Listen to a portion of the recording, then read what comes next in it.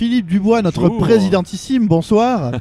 Toi qui es là et qui a fait des milliers de conventions, au moins, peut-être des millions. Quelques centaines au moins, c'est déjà pas mal. Oui. À l'issue de cette première journée, de toutes ces rencontres et de cette chaleur accablante C'est clair. qui nous a écrasés sous la grande halle de la Villette, qu'est-ce que tu retires du passage de MO5 qui va encore être là pour les jours qui viennent dans ce salon? Bah écoute, nous on est un peu dans une optique de continuité de notre présence auprès des plus grands événements liés à l'histoire du jeu vidéo et de l'informatique en France et même souvent ailleurs. Donc c'est tout le fruit, notre présence ici, tout le fruit d'un partenariat qui s'est décidé bien en amont avec différentes personnes qui œuvrent nécessairement, j'ai envie de dire, quelque part pour le patrimoine numérique et pour la valorisation du patrimoine lié aux jeux vidéo en France et qui ont, pour certaines d'entre elles, et même potentiellement pas toutes membres de MO5 d'ailleurs, il y a beaucoup de gens quand même qui travaillent dans le milieu professionnellement, se sont mis d'accord pour dire voilà, on va faire un grand salon issu de cette forme de licence qui est le salon de la PAX, qui est d'origine américaine, il faut le rappeler, qui cartonne à Seattle, Los Angeles, etc. Enfin voilà, c'est vraiment un grand courant culturel là-bas, le rétro gaming, l'histoire du jeu vidéo et les premiers jeux vidéo.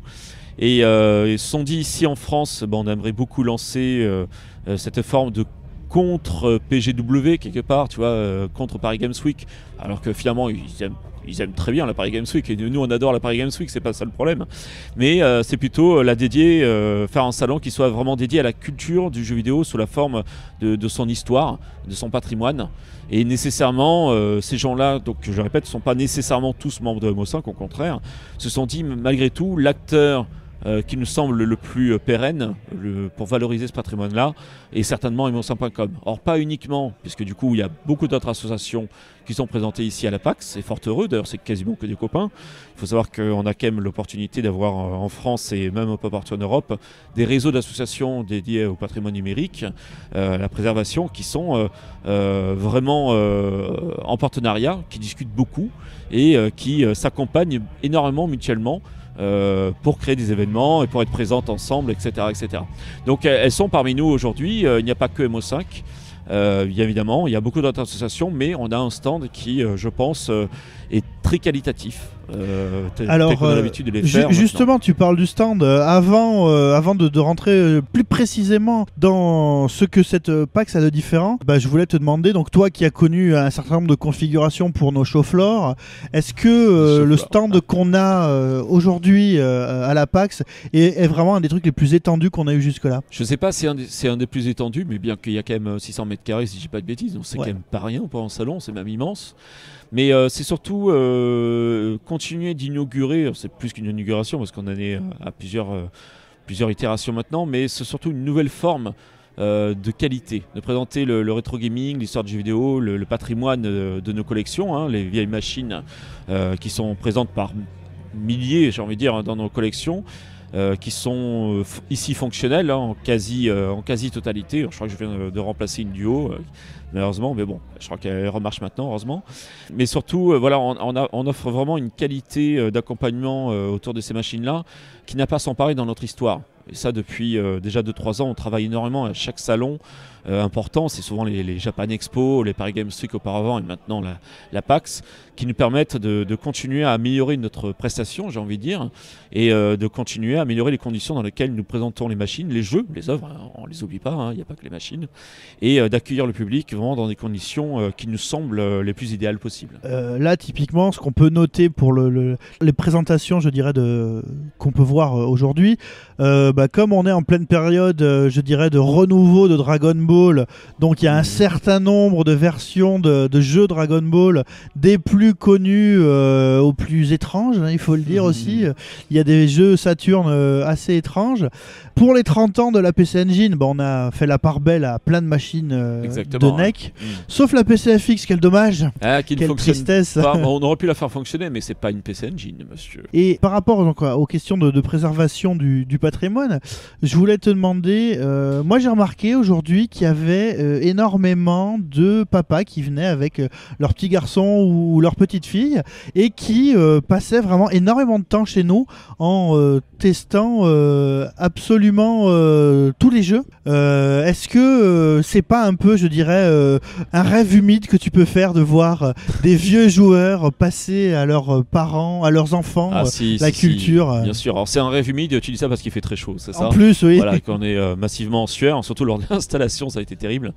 Mais oui, non, complètement, on est vraiment sur une phase hyper intéressante en France, au niveau du rétro gaming, au niveau de l'histoire du jeu vidéo et de son patrimoine, qui est notamment lié d'ailleurs à la méconnaissance qu'en ont nos institutions ou nos gouvernements successifs de tout ce qui est numérique et surtout jeux vidéo, et donc par essence de son patrimoine. Hein. Pour beaucoup, c'est vraiment, on est encore en train de parler de choses extraterrestres. Mais ce qui est important pour nous, c'est que finalement, on est sur un pan d'une génération, donc c'est vraiment la génération Y, je pense qu'on les appelle comme ça. C'est la même génération que moi d'ailleurs, hein, on va dire les quadras en puissance, voilà, qui ont une famille, des enfants, etc. Et ce sont eux maintenant qui sont, ou 50 me dit Benoît, oui pour les peut-être un petit peu plus anciens, mais on s'en rapproche doucement. Mais ce qui est important, c'est que ce sont eux maintenant qui font un peu la pluie et le beau temps au niveau socio-culturel, enfin sur le point de vue culturel et financier, qui ont un peu la main mise, qui sont rentrés dans les institutions, et ça c'est super important pour nous. Maintenant, pas plus tard qu'il y a un mois au ministère de la Culture, je discutais avec deux jeunes femmes, une qui jouait à la Super Nintendo et l'autre à la Mega Drive. Il était hors de question d'avoir ce genre de discussion il y a seulement 10 ans en avant. Et est-ce qu'elles se sont battues un peu dans la cour autour de ce débat-là? Non, elles avaient l'air plutôt copines, mais je pense qu'il fallait pas amener sur la table quelle était la meilleure version d'un jeu. Voilà, peut-être, exactement. Mais voilà, non, c'est intéressant parce que ça porte à dire, moi ce qui me plaît beaucoup, notamment en tant que président de MO5.com qui a fêté ses 15 ans quand même cette année, donc elle est plus toute neuve et plus toute récente, mais elle est surtout très active et continuera de l'être évidemment, c'est que quelque part on avait raison de se battre. On avait raison de croire qu'il était important pour nous de valoriser, de préserver notre culture, notamment du vidéo, mais du numérique et de l'informatique par essence, hein, tout ce qui est lié. Parce que pour nous c'est extrêmement important et maintenant les gens qui le montrent à leurs enfants le prouvent également, et ce sont autant de facteurs qui nous poussent à continuer d'aller de l'avant malgré l'absence de subventions, de soutien de nos politiques ou des institutions nationales, hein, c'est très compliqué. Et bien malgré tout, le plus beau adage, le plus beau hommage que puissent nous faire que l'on puisse avoir en tout cas sur nos stands, c'est justement ces papas, mamans ou pas d'ailleurs, en tout cas qui sont issus de cette culture-là, qui ont le même langage que nous et qui nous disent mais c'est génial ce que vous faites et nous on adore, et ce que vous présentez là sur votre stand c'est un petit peu de nous-mêmes aussi, et tu vois, et nous on reçoit cet affect là et c'est ce qui nous pousse vraiment véritablement à continuer. Et alors pour conclure, qu'est-ce que la PAX a de différent selon toi par rapport à d'autres conventions que tu as arpentées? La PAX c'est vraiment c'est marqué d'ailleurs en toutes lettres je crois quelque part ici sur les fanions que nous avons autour de nous, les kakémonos, c'est que c'est by gamers for gamers, c'est vraiment créé, je l'atteste vraiment pour avoir discuté beaucoup évidemment avec les géniteurs du premier salon PAX en France. C'est vraiment un salon créé par des gamers, des vrais. On n'est pas sur beaucoup d'autres choses. Alors, ça n'empêche pas qu'il y ait plein d'événements qui soient intéressants, mais très souvent et nativement, c'est souvent des agences de com ou des trucs comme ça qui prennent entre guillemets le filon au passage en disant mais c'est intéressant de voir que les gens sont intéressés, comme on vient de le voir, on vient de le dire, sur le rétro gaming ou l'histoire du jeu vidéo, l'informatique machin, ça les branche. Hop, tiens, on va faire un salon et c'est cool.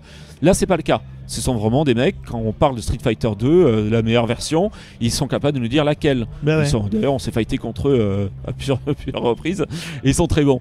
Et voilà, et ça c'est vraiment important pour nous aussi, parce que ça nous montre également que, encore une fois, on est un petit peu, on n'est pas les maîtres du monde, faut pas déconner, mais on est vraiment sur une charnière là qui fait que maintenant beaucoup plus de choses sont possibles qu'auparavant, parce que justement c'est notre génération qui tient un petit peu les bouts de ficelle maintenant, et qui tire les ficelles en tout cas. Et donc c'est exactement ces gens-là qui dirigent le salon de la PAX, et on est très heureux de participer à cette première édition, et j'espère bien qu'il y en aura d'autres. Eh bah super, merci Phil, et à la prochaine. Merci à vous.